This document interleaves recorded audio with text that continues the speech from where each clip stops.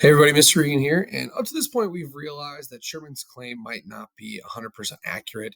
And now we're going to be looking to take what we observed in our sim as we followed our individual australopes. And now we're going to be looking to look at the population of australopes as a whole and see whether or not this idea that individuals will reproduce and have offspring with those adaptive traits, what that looks like over many generations, looking at what happens in our population with those traits. So we're going to be diving into our reproduction mode here and looking to understand how to access and run the sim. It's going to be a little different than you were used to, and then how to use that data to support or refute Sherman's claim. So you're going to start off doing some prediction questions where you're going to be looking to brainstorm what's going to happen before we actually run the sim. And then when you get into the sim, you're going to click on the link and you're going to look to run the sim for 10 generations. You'll speed it up to ×4 and you'll look to screenshot that analysis page. So when you get into the sim, you're going to make sure that you go to that mode icon, that list of modes we have in the top left corner. You're going to click on the claims, hit yes, and then you're obviously going to run the sim, looking to speed it up and run it for 10 generations.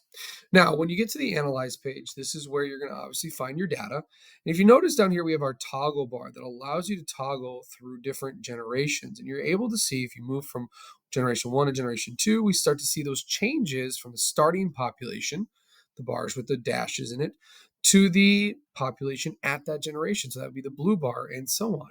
And this is where you're going to look to have you're going to look to collect data on whether or not Sherman's claim is true or not.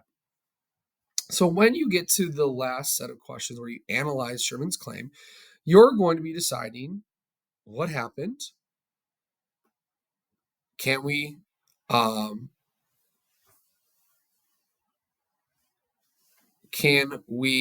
decide whether or not the same things that happened in our previous sim are happening here? And then here's where we look to decide whether or not Sherman's claim is true or not. Did any of our australopes with our non-adaptive trait has offspring with the adaptive trait? And what we're looking to do is toggle through our different generations and compare the data, the starting generations to the ending generations. When we compare these two, we're going to be able to decide whether or not Sherman's claim can be refuted or supported. So as I look through here, for example, if I go from generation 1 to generation 3, I see that we have a bar here for the second trait, for that blue color, that actually increased its distribution over 3 generations. Well, why would that be? Why would we have blue furred australopes having more of them over many generations in a yellow environment with predators? And we'll look at all the different generations 1 through 10, and look at that data to help us decide, okay, is this an example that would support or refute Sherman's claim? Does the blue furred australopes increase in distribution here? Does that support the idea that individuals have offspring with adaptive traits, or does that refute the idea that individuals will reproduce with offsprings that have adaptive traits? And we'll look at the data across all of our different bars to help us support or refute Sherman's claim. So take a second to understand how to access and run the sim, and we understand how to use the data to support or refute Sherman's claim.